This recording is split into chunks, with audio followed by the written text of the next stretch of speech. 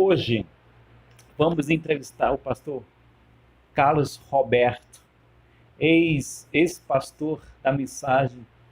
Ah, ele é uma fonte de muitas informações. Irmão Carlos, seja bem-vindo, irmão Carlos. É um prazer ter o irmão aqui. Deus abençoe o Senhor. Muito obrigado aí, irmão Wilson. Eu fico satisfeito, feliz com esta oportunidade que nos é ofertada de conversarmos um pouquinho e colocar a nosso tempo passado, assim, para explicar às pessoas de como nós chegamos até aqui, aonde nós estamos. E todos que vão ver e ouvir, desde já eu agradeço e peço ao Senhor Deus que abençoe a todos vocês. Vocês sejam edificados para a vida eterna. E antes de qualquer outra coisa, irmão Wilson, eu vou ler aqui uma escritura.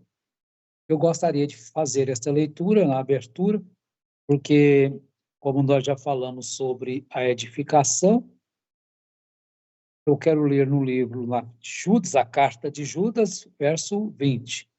Mas vós, amados, edificando-vos sobre a vossa santíssima fé, orando no Espírito Santo, conservai-vos no amor de Deus, esperando a misericórdia de nosso Senhor Jesus Cristo para a vida eterna.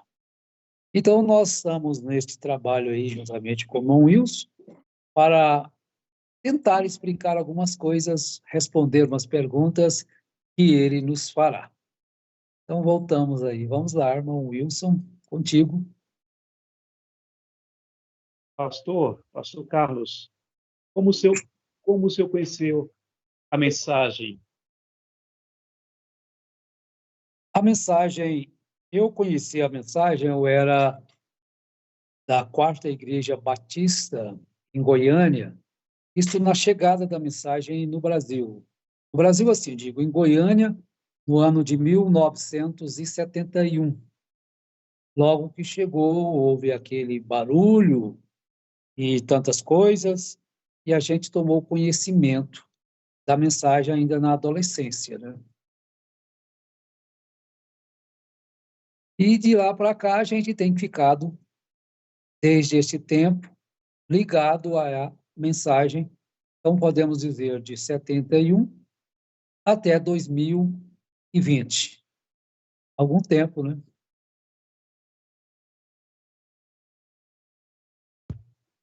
Bastante tempo, viu?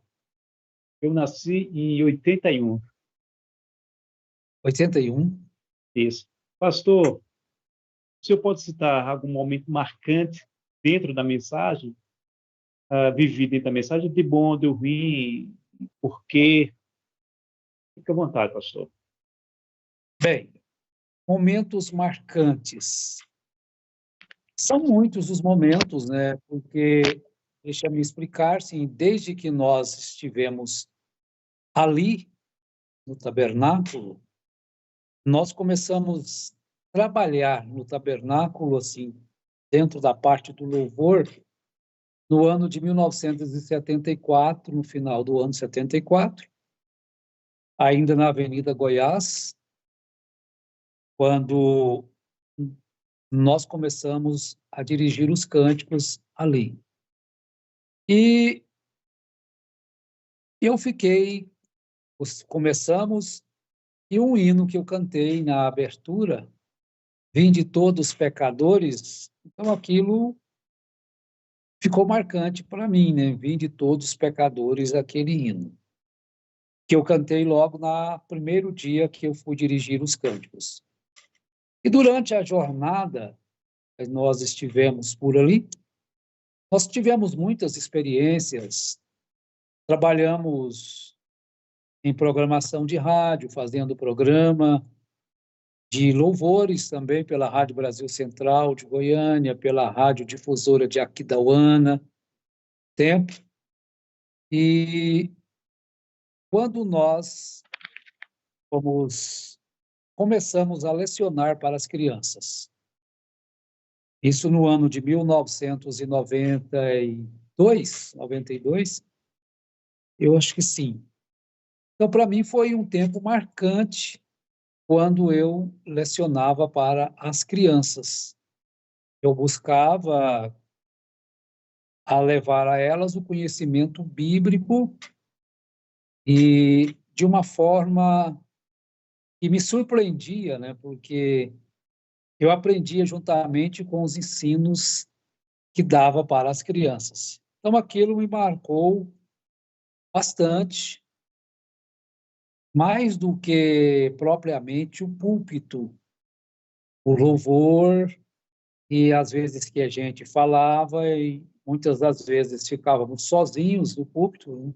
Quando tinha encontro de pastores fora, a gente não ia, ficava na igreja.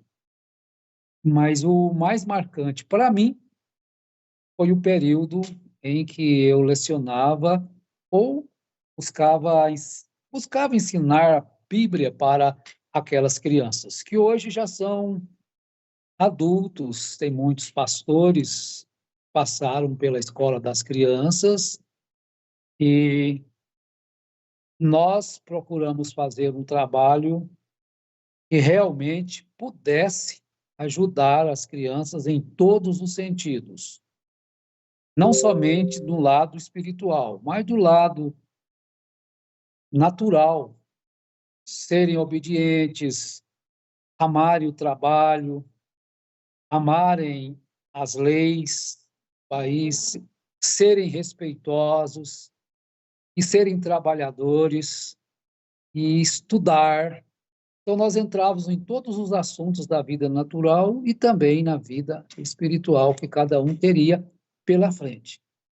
E, graças a Deus, eu posso dizer que houve muitos frutos.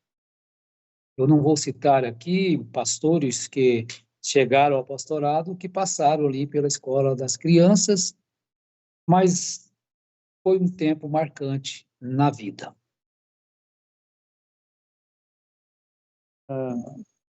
O pastor, a mensagem agregou alguma coisa de positivo na sua vida, pastor?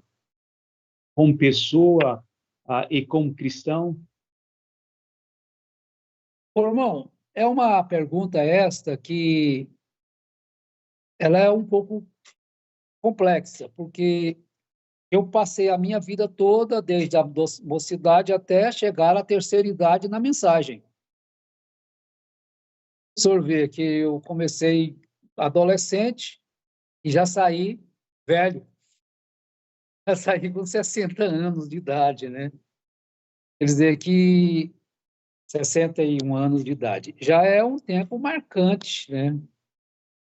Passar a adolescência, passar a mocidade, casar e sair já na terceira idade. Então, fato específico assim, do irmão me dizer um fato marcante que é da mensagem, eu acho que tudo na minha vida foi a mensagem. Desde o casamento, a ordem, conduta, e estar ali dentro da mensagem, não tomava conta da igreja quando o pastor saía, e tudo ali passava na minha mão. Eu fui um tipo de pessoas assim. Você já ouviu falar naquele ditado Coringa? Coringa? A carta que. Então, no outro sentido, eles falam pau para toda obra, Coringa. Então, a gente fazia de crianças a sepultamentos, né? Casamento, às vezes, mesmo sem ter uma consagração, para estar praticando tais coisas, não é? Mas Deus abençoava a gente. Eu era muito dedicado naquilo que fazia. A prova, acredito que se perguntarem a qualquer pessoa ali que nos conheceu, eles vão, acredito eu, que eles poderiam afirmar o que eu estou dizendo. Nós não fazíamos com segundo interesse. Então, nós aprendemos a fazer as coisas com amor, com dedicação, dedicar o tempo, horário de chegar na igreja, embora tendo que trabalhar mesmo arduamente, mas o tempo, não faltar às reuniões. Então, nós aprendemos muita coisa, a pontualidade, a assiduidade.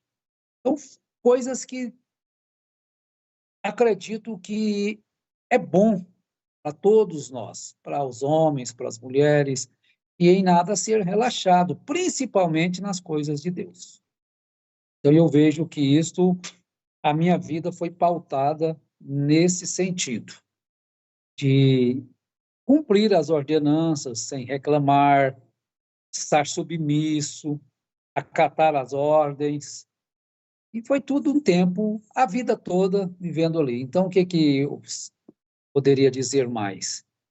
A nossa fidelidade em servir, a nossa honestidade e também a nossa pureza com crianças, com os jovens, com as moças. E acredito que a escritura de Paulo a Timóteo se cumpriu na minha vida, devido à pureza que eu lidava com todas as nossas irmãs, mesmo estando às vezes em eminência, né? Estando ali na frente, era muito querido, muito amado, mas graças a Deus vivemos ali esse tempo todo e podemos dizer que saímos sem estar devendo nada para ninguém a respeito da nossa moral, da nossa fidelidade em servir.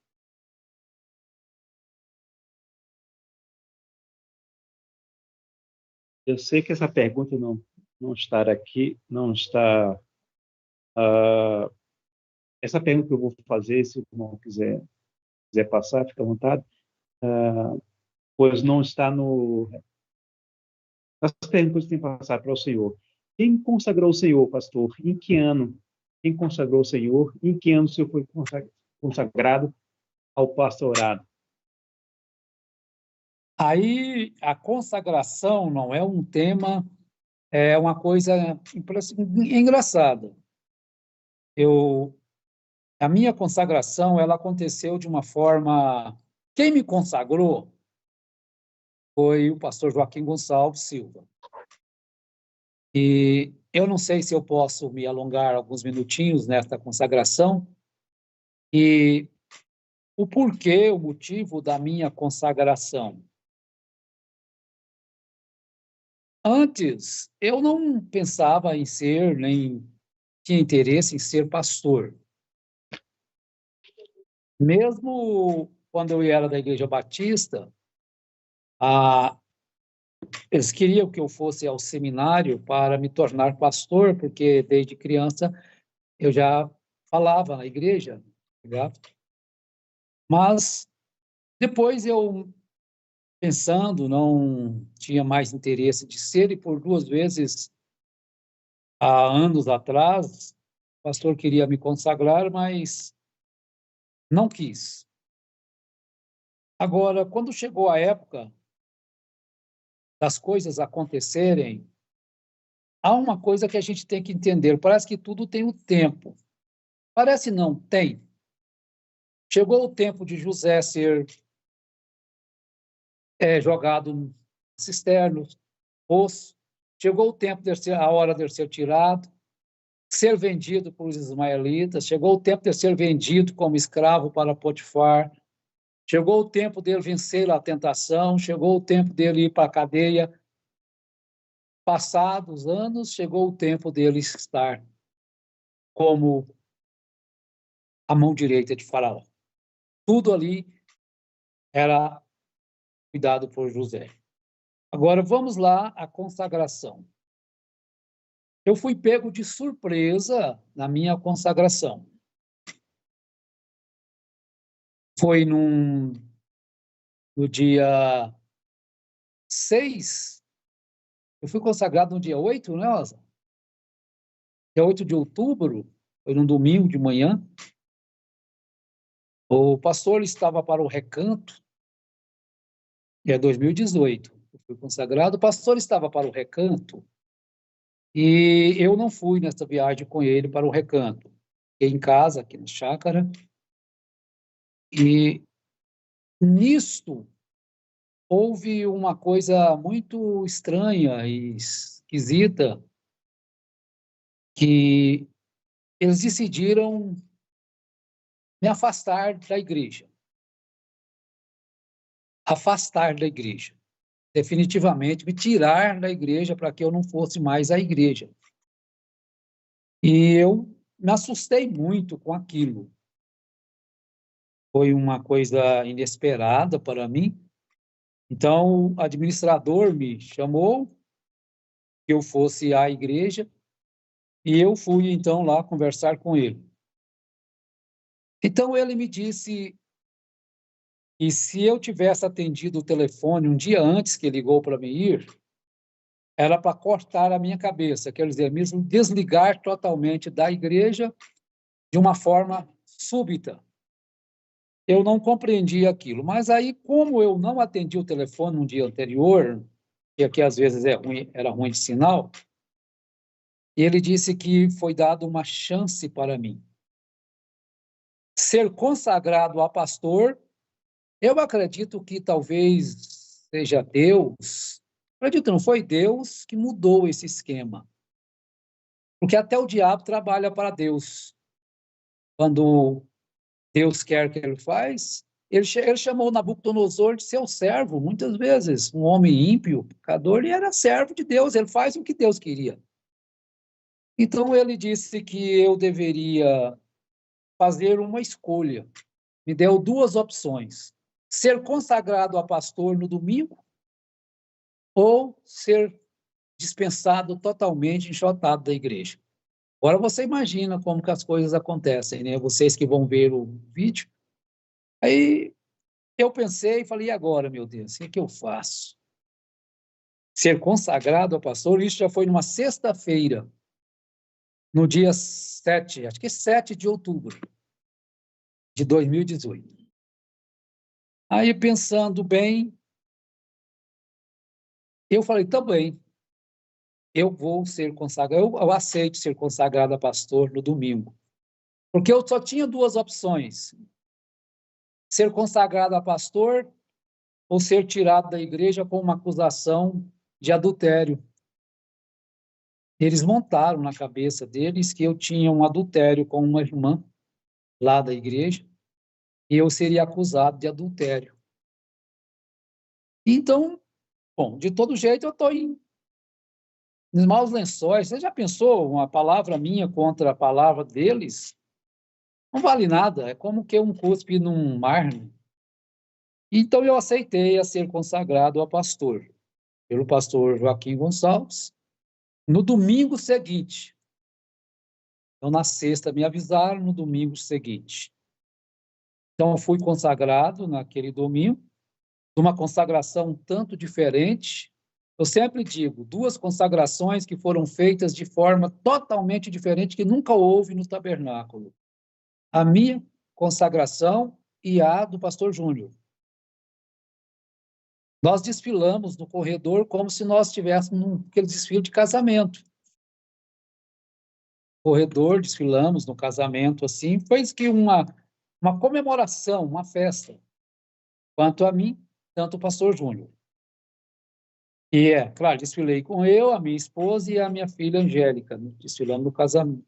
E aí fomos consagrados para o pastor, e dali, então, fomos enviados para algumas igrejas, aí no interior de Goiás, Cromínia, acho que é só Cromínia mesmo, aqui em Hidrolândia, onde nós já morávamos e ainda continuamos morando, Abadia de Goiás, acho que só. E tudo bem, ali naquela festa, e tudo aconteceu muito bonito, muito emocionante, mas acontece é que lá nos bastidores, depois que nós terminou o culto, lá fora, lá atrás, que ninguém estava vendo. Então, nós recebemos a mensagem através do administrador que não precisava mais da gente voltar à igreja. Estávamos dispensados e eu não compreendi muito bem que não era para mim ir mais à igreja, nem para fazer uma visita ali mais. E um dia eu voltei. Depois eu fiquei sabendo, através, não vou citar o nome de quem, que o pastor me viu ali. Fui durante o dia e perguntou para aquele pastor auxiliar o que eu estava fazendo ali na igreja. Quer dizer, então eu fui dispensado, enxotado da igreja, no tempo todo que O eu pastor, servi. Oi? desculpe interromper, desculpe interromper o senhor, o pastor que não queria o senhor mais nem para visitar, você está se referindo ao pastor, o líder do Pastor tabernáculo, o pastor Lito, pastor Joaquim. Joaquim. E aí eu fui lá num dia fora de culto, e de dia. Aí ele me perguntou para o pastor auxiliar dele ali, o que eu estava fazendo ali. Então eu compreendi que, na verdade, não era mais para mim voltar ao tabernáculo. Eu compreendi. As pessoas falam, é até bom uma conversa como essa, que a gente explica melhor, vai atingir mais gente, o porquê da gente nunca mais ter ido ao tabernáculo, mesmo antes de sair da mensagem. E nós saímos primeiro, nós não saímos do tabernáculo, nós somos tirados. E com esta acusação, que muitos irmãos ali ficaram, ouviram essa acusação, de que nós estávamos em adultério. Então, nós saímos e nós, então, fomos para essa cidade do interior, e não estamos em todos os lugares mais que fomos, né? Mas estamos aí no trabalho, como se diz, itinerante. Vamos num local, vamos no outro, vamos no outro. Então, nós não temos, assim, um local fixo. Só a Clomínia e a Fazenda Jacaré, que é o local fixo da gente fazer os nossos cultos. Então, foi isso, a minha consagração, de uma forma súbita, de uma forma quase que sem opção, porque se eu saísse dali, daquela forma que eles queriam me tirar, com acusação de adultério nas costas, mentirosa, falsa, quer dizer, uma forma ou outra, eles queriam me tirar de lá e acabar com a gente. Não somente tirar, mas acabar com a gente. Mas Deus é bom, Deus é misericordioso, e isso não aconteceu. E hoje nós estamos aí falando para o Brasil, e falando com vocês, meus irmãos, e amando a eles todos. E é bom enfatizar isso, que nós não temos um rancor, não temos nada de raiva contra ninguém, amamos todos do profundo do nosso coração. Mesmo tendo perdido todas as nossas amizades de 46 anos de idade, de amizades, mais de 46 anos, e pessoas que nos diziam nos amar, né? Porque na verdade não amavam, não exploravam, na verdade. Todos bloquearam. Hoje, quando vê a gente na rua, atravessa para o outro lado, vira as costas. Quer dizer, graças a Deus, porque na palavra nós chegamos. Isso é maravilhoso. Então, foi isso a minha consagração e a minha vida desde 2018. Ela tem se tornado um pouco diferente do que era, mais aqui na chácara, né? Vivendo aqui isolado da cidade. Graças a Deus, chega o dia dos cultos, a gente sai, vai, faz os cultos e volta para cá. E amando cada vez mais aqueles que viram as costas para nós, Deus abençoe. Deus nos ajude, Deus nos fortaleça. Amém? Ah, como o senhor descobriu as falácias? Eu vou usar termo falácias aqui, Mas o que aconteceu comigo, juntamente aqui, eu vou citar o pastor Júnior, foi mais ou menos no mesmo tempo, sem nós estarmos combinando uma coisa com a outra.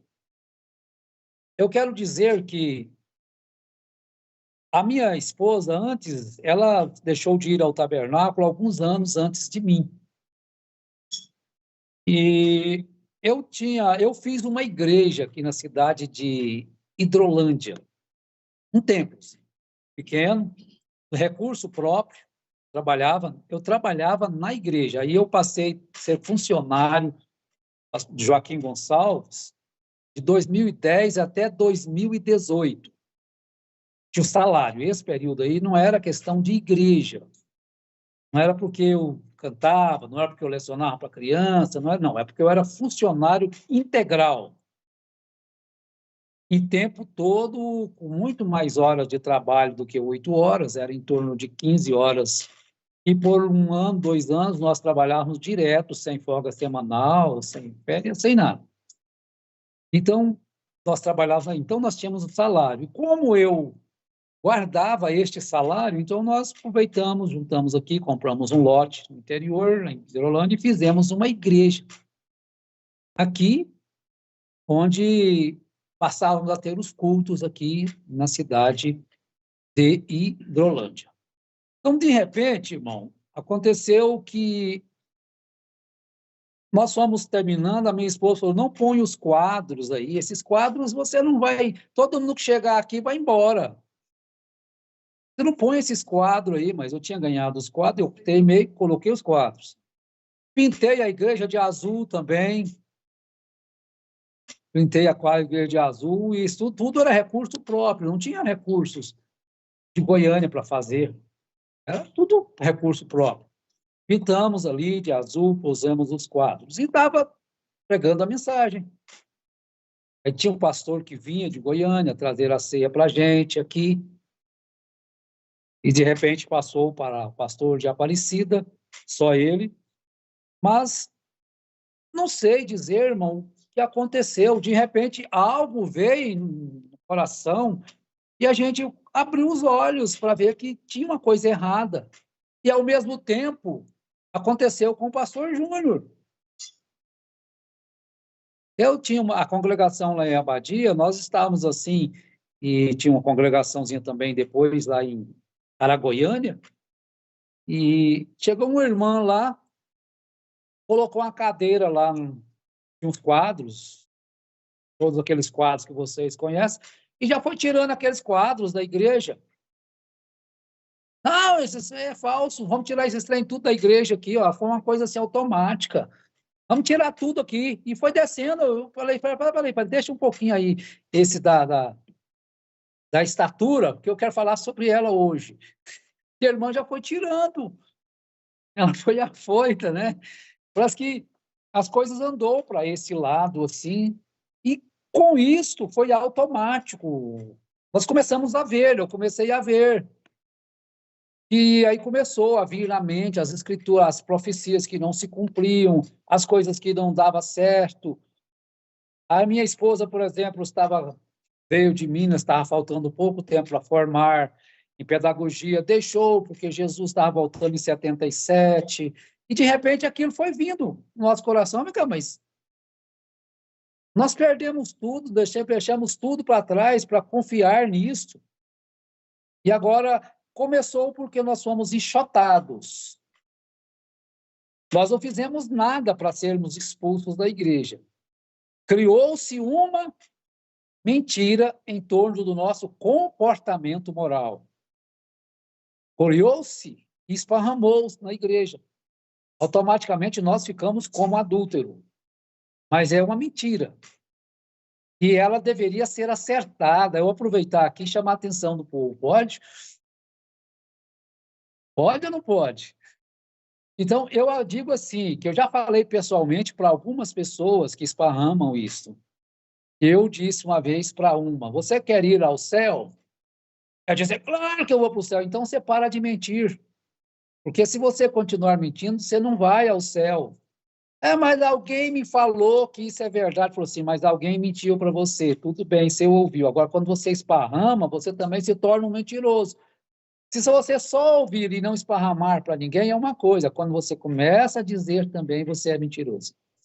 Então, foi uma mentira e, com isso, estragou muito a reputação da gente com os irmãos.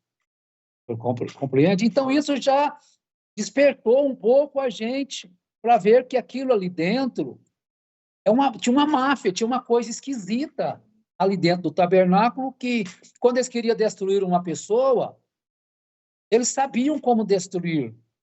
Então, não tinha amor. Mas como? Um local que é a catedral da mensagem no Brasil não tem amor, tem um jogo de interesse muito grande. Quer dizer, eu dediquei a minha vida desde a adolescência até a velhice aqui. Agora faz isso dessa forma, ainda acusa a gente para destruir mesmo totalmente. Quando eu vi aquilo, foi somando para ver as coisas. Então, os nossos olhos foram abrindo agora para ver a mensagem. Antes era ver a questão local, não é? Igreja local de Goiânia. O que reinava ali dentro. Aquelas badernas que todos já conhecem, já saiu para todo o Brasil. Então, aquilo tudo foi reinando. Agora, como pode nós estarmos sendo enganados dessa forma por as pessoas locais e por a mensagem? Então, aquilo foi nos clareando a mente. Depois, nós vimos o Clarence Clark sobre os selos, vimos aquelas coisas que a gente foi automático para a gente ver, então nós abandonamos, falamos, vamos ter que sair, porque não dá mais. Então nós saímos, ali então deu-se um ponto final no nosso tempo de mensagem, e eu comecei a pregar sobre contra aquilo, e eles souberam em Goiânia, aí eles descobriram em Goiânia, e me chamaram para pregar lá um dia, porque eles não queriam mais, nem queria que eu fosse lá, me chamaram para pregar. Agora você vê como que é o jogo de interesse. Não, você vem pregar aqui numa quarta-feira, mas tirando a chefia do... Não era a chefia, quem estava chamando para me pregar era o rapaz que tomava conta, o pastor Efraim, que tomava conta dos cultos de quarta-feira. Eu falei, eu conheço muito bem o seu chefe, você não poderia me chamar nunca para falar aí, sem autorização dele.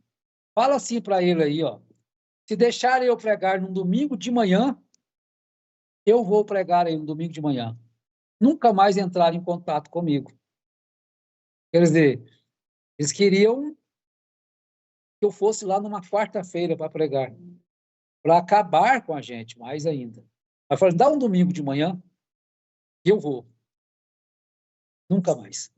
Então, a mensagem veio, essa saída, foi uma luz. Não posso dizer assim que um clarão, igual Paulo viu, né? Encontro com Jesus, porque Paulo, para deixar o que ele tinha que ser aquele jeito mesmo. Porque então eu não sairia, né? Agora, Deus usou muitos meios, muitas formas de nos colocar fora deste sistema.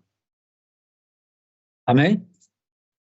Quando o senhor decidiu deixar a mensagem, qual foi a reação dos seus amigos, da sua família e das pessoas que viam o senhor como um pastor?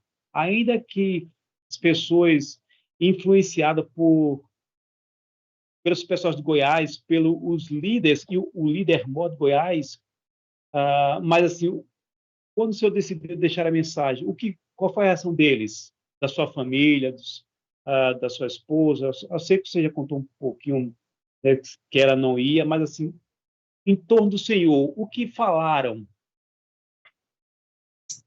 Bem, irmão, eu já quase respondi esta, né? Fui muito longo na outra resposta, eu vou ser mais breve nesta. Irmão, foi um choque um pouco forte para mim, porque, se o senhor pensar bem, não é fácil para a gente também, né? Tem um vínculo muito grande. A mocidade da igreja ali vamos dizer, 90%, quando eu saí, os jovens da igreja, e até outros, muitos, que eu fiquei 29 anos lecionando para as crianças. 29 anos, quem na 29 anos, quem era criancinha, aí, com 29 anos, ele estava na mocidade, eu também estava na mocidade. Eu era casado, mas fazia trabalho da mocidade também, até que o pastor Júnior assumiu. A gente ficava trabalhando com a mocidade. Então, todos ali eram amigos da gente. Quer dizer, a criança estava ali, começou com 7 anos, eles casaram, tiveram seus filhos foram para a escola, as crianças, porque por muitos anos só tinha uma classe de crianças, desde as pequenininhas até 12, 13 anos, dependendo da maturidade de cada fase, de cada pessoa, não tem data fixa, né, que cada um tem um amadurecimento. Então, vejam que a gente ficou um longo período. E quando aquilo aconteceu, da gente ser quase 100% assim, abandonado, não tinha mais contato no telefone, ninguém, não tinha mais, todo mundo desligou-se da gente completamente. E até hoje, não tem contato. Não adianta a gente procurar e não tem contato. Por exemplo, para mim foi muito duro. Eu sofri, chorei, deu angústia. Então, eu vejo assim também na vida de Paulo, que ele falou assim, que ele talvez pensava até em deixar Cristo por causa dos seus irmãos judeus, por amor a eles. Compreende? Então, a gente sofreu um pouco, bastante mesmo, dores, angústias internas, por perder tudo. Lembro de uns amigos meus que, quando aconteceu aquilo lá com o pastor, ele escândalo, disse, e aí, você vai ficar com quem? Eu falei, olha, vou ficar com a verdade, com a palavra. Eu não vou sair da palavra para ficar com a coisa errada. Quer dizer, são pessoas, crianças que eu ajudei criar um tempo todo, havia até se casarem. Mas então foi dura. Agora, quanto à família, foi uma bênção que, como eu já disse, ela já não gostava mais daquilo, já não queria que eu pintasse a igreja de azul, já não queria que eu colocasse os quadros na parede, porque aquilo era idolatria. E ela tinha ido no Recanto, o último ano eu tomava conta do Recanto por muitos anos, né? Fiquei ali trabalhando, você já deve saber. Ela foi num ano para nunca mais voltar, até 2005, porque se escandalizou ali, porque eu já tinha visto as coisas erradas que aconteciam no Recanto. Aquelas apaixonites, aquelas coisas, era uma coisa terrível ali. Então, ela já deixou de ir no Recanto, deixou de ir na igreja. Então, quando isso aconteceu comigo, aí já tinha uma profecia de uma irmã, ela não profetizou assim, é o Senhor quem diz. Ela contou uma história. A irmã que está hoje nos Estados Unidos. Ela contou uma história, sei se vocês conhecem, a história daquele cavalo que fazia tudo, que o patrão gostava demais, mas ele ficou velho. E aí, então, o dono do cavalo arrumou um pastinho para ele, lá distante, colocou lá, e de vez em ia lá todos os dias, levava uma coisinha para ele, e lá tinha água. Aí, de repente, foi passando o tempo, aí eles deixaram de levar a rapadura, deixaram de levar a ração, aí ele ficava lá só com o pastinho e a águazinha que ele bebia no riacho. Aí ela olhou para mim e falou assim, isso vai acontecer com você. Isso aí é você, vai ser desse jeitinho com você. Mas não de ver que a coisa foi do jeitinho que ela falou, rapaz. Você vai para os interiorzinhos lá e fica lá. Quer dizer, nós já tínhamos um sinal das coisas, né? Já tínhamos. E olha que nós éramos obedientes à chefia ali, viu? Mas já tínhamos um sinal, só que a gente não via, só quando chegou o tempo. Então, a família apoiou, foi tudo muito bom. E os irmãos que nós ficamos por um tempo com eles foi muito bom. Depois que nós deixamos a mensagem, muitos não preferiram não congregar com a gente, mas outros congregam até hoje.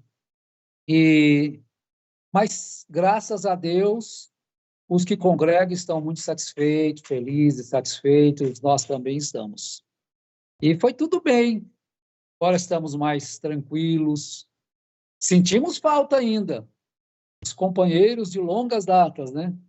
Mas como eles não querem mais conversar com a gente, alguns mesmo sendo da mensagem ainda passam uma mensagenzinha, conversa, né? Mas Deus sabe como todas as coisas devem acontecer. Bem? Pastor, para quem está lhe ouvindo e lhe vendo agora, se o senhor puder sentar com essa pessoa, conversar com essa pessoa, qual o conselho que o senhor daria para essa pessoa? O conselho. Essa pessoa que está dentro da mensagem, essa pessoa que está saindo da mensagem e essa pessoa que está estudando a mensagem. Qual conselho o senhor daria para essa pessoa? Bem, qual conselho eu daria para as pessoas? Bom, então eu vou dividir o conselho em duas partes. Eu vou primeiro falar a respeito, dar um conselho àqueles que tiveram seus olhos abertos e estão vivendo uma nova e maravilhosa etapa na vida. Livres. Dê valor a esta liberdade. Dê valor a esta graça maravilhosa que abriu seus olhos. Fique firme com este livro aqui, a palavra, a Bíblia Sagrada. Porque o inimigo, você saiu de um sistema e ele vai querer jogar você em outro e levar você a descrer na Bíblia. O diabo não está satisfeito com vocês, com nós que tivemos os nossos olhos abertos. Portanto, São Paulo diz assim: aquele que está em pé, olhe que não caia. Agora, aqueles que já estão lá, caídos, quer dizer, ele não está preocupado com ele está preocupado com vocês, com nós, conosco, que tivemos os olhos abertos e saímos, para nos jogar em outro laço, jogar em outro buraco, e assim nós ficarmos tendo cirandados por ele. Então, o meu conselho a todos que já aceitaram a Bíblia como fonte de vida, e não mais que o profeta diz, e não mais o que está escrito na mensagem. Agora, nós que estamos nesse sistema, o que diz Jesus sobre todos os assuntos? O que diz a Bíblia sobre todos os assuntos? Isso é maravilhoso. Porque nós estávamos num sistema que dizia qualquer problema que surgia. Isto, eu estou falando o que acontecia comigo. O pastor olhava para trás no púlpito. O que diz William Branham sobre esse assunto? O que diz a mensagem sobre esse assunto? Agora nós não estamos mais nisso. Agora estamos no que diz Jesus sobre isso. O que diz a Bíblia sobre isso. Pronto. Agora mantenha-te agradecido, feliz, satisfeito, dando glória a Deus. E agora faça a segunda parte do conselho para vocês que ouvirem este áudio. Nós não estamos com o intuito de mentir para beneficiar a nós mesmos. Mas pedimos em nome do Senhor Jesus Cristo que você observe bem o que é o que você está seguindo. Eu costumo dizer, se nós tivéssemos um pouquinho de luz, teríamos deixado esta mensagem no ano de 1977.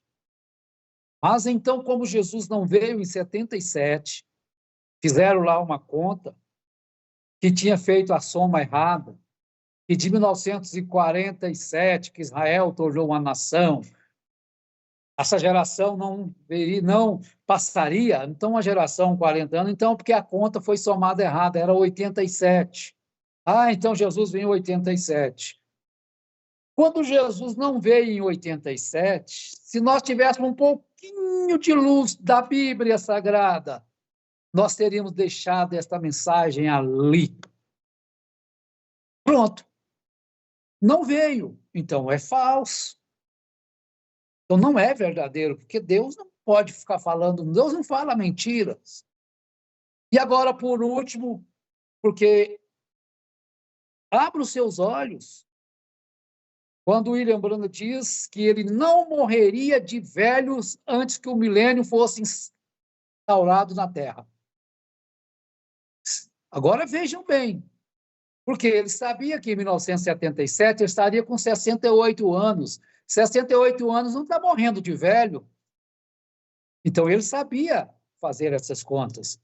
Eu não morreria porque tinha certeza.